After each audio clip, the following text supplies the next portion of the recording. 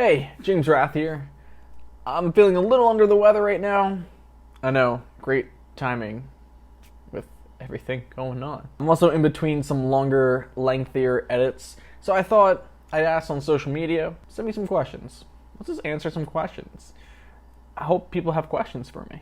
And so here we are at midnight, and I got some questions. Demi says, I hope you're feeling better soon. Yeah, me too.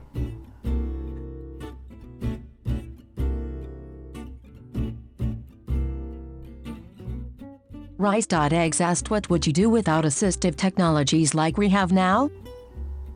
Wow. Yeah, so like I said, it's midnight. Just thought I'd do a Q&A. Feeling a little under the weather, so I didn't think I'd be answering some pretty deep questions. Man, I am legally blind. I'm growing up in a time where there's internet, there is resources, assistive technology. The fact that we create glass computers that fit in your pocket with no buttons for the most part, and we can actually make it fully accessible for a blind person. I think I've said this before, but there's probably been no better time to be a blind person than now, the present. So let's break this down a little bit. If I was born back in Tommy Edison era, and I don't mean the guy with the light bulb, I'm talking about blind Tommy Edison era. Tommy has made a lot of great videos, actually, sort of referencing what it was like to grow up in a time without internet, using sort of a Braille typewriting machine. It was loud, too. He's got videos on this that I highly recommend you check out. It's a little weird, because even growing up from the 90s to the early 2000s, into the 2010s, being someone who was legally blind, who has some vision, not only that, but when my older brother had the exact same conditions at a lesser amount, then I came around and I had it worse to the point where I'm legally blind. They thought they had figured it out for him, right? He can read a bit, he can use his eyes a bit more than I can. So they thought they had it figured out for me. They didn't. I should have learned Braille. I've talked about that. I should have learned mobility and how to use a white cane very early on. I didn't. To some degree, I think it would have been similar to me growing up in standard school with how I did. Because it would have been hard, because they probably wouldn't have offered me Braille. They would have just thought I was a really poor reader, despite knowing I can't see well. They probably would have tried to just correct the vision multiple times in terms of with glasses, prescriptions, or whatever was available. It's tough to answer this because I really don't fully know, because it's weird. I'd have to really look and research into accounts. Tommy is coming from this perspective of being totally blind, right?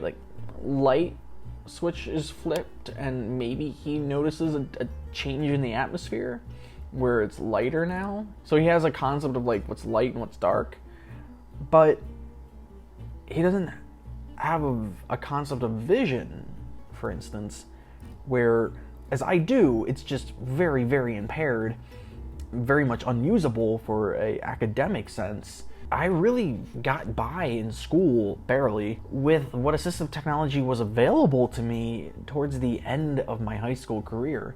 I had an iPhone 4, I had a MacBook, and I learned to scan documents from the iPhone, make it a PDF, right, and email it to myself, and then Google Docs could do some OCR technology, which was essentially figuring out what is text on that PDF and reading it to me. Man, it's midnight. I wasn't ready for this question. Really, I think it would have just been much harder. I would not have had the opportunities that I do. I can't imagine having the best quality of life. Whereas nowadays, I don't know, I'm so content with being blind because I know what I have, right? I know my resources. And they're great, they're fine, they work, they get me day to day to where I need to get. But at the same time, I don't know, maybe I would have had the same mindset. Maybe I could have been content as a legally blind person back in, like, we're talking like 1920s, right? 1930s, 40s, 50s, before the internet, right? Before the technology boom. To be completely honest, if you go any further back, you may have just been put in an institution or asylum. There's just so many variables to think about this, and I could definitely go deeper and dive, like, in the full-on podcast, have done research and everything, and talk about this for like an hour, right? Maybe I will. This is a great question that I am definitely going to revisit. Isaac McBurney asked, have you always been blind? At birth, legally blind. At 12 years old, from surgery, a whole other story I've recently gone over in the Why I'm Okay to Be Blind video, I was considered visually impaired, but like right at the mark of being considered visually impaired, with theory that I could soon just become sighted. That didn't happen, obviously, because at 14, I went legally blind again. Elena Little asked, do you still live in LA? So there may have been some hints on my social media channels that I'm probably not in Los Angeles right now. As a matter of fact, I'm currently not in Los Angeles right now. I will talk more about this at a later date. Elena also asked, are you ever going to get a guide dog? It's another topic, I think, for another day. I don't know how much I've talked about my feelings towards a guide dog in videos in the past. I really cannot recall or remember. I'm sure it's come up. I'm not opposed to it. I'm absolutely not opposed to it. And I think there'd be some great benefits for it. In fact, I'm finding day to day that I think there's some different kinds of mobility techniques I'd like to do that just aren't necessarily possible with a white cane. I don't know if that's the right wording for it. Again, it's midnight, I'm kind of ill, and here we are. Not opposed to a guide dog, something I'm always kind of actively researching. A lot of variables to consider when making that decision. For your lifestyle, for your needs, for where you're gonna be, for where you're going. Anyway, hope that answers that. Stefan asked, how old were you when you moved to LA and how old are you now? Everyone wants to know about Los Angeles and me. I love LA. LA is home to me, and it became home for me back when I was about 18. I had done a temporary stay in LA when I was 18. 3 days after graduating high school, I just met up with some friends who I had connected through YouTube and Tumblr and Twitter, and I made plans to be in LA, to stay with certain people, create content with certain people, and that's what happened. I did that for a summer, and then I came back to the East Coast for a little bit, and then within a year, I had moved to LA for 5 years. And yeah, I am currently 24, I think. Then Jurhasov asked, what did you learn while in a relationship? Okay, we're getting personal here. So what have I learned while in a relationship? I mean, I've been in a few relationships. I've been able to become friends with past partners. Some past partners I don't speak to, and it's really dependent on where they're at, where I'm at, where they really fit into my life, vice versa, right? I have respect for all my past partners. I think if anything that I've learned, it's about recognize what you need. I'm always someone who puts themselves first in a way. You need to make sure you're in a scenario that is right for you. So you gotta always kind of have your own back, right? Don't sort of settle for something and try to make something work when it's clearly not.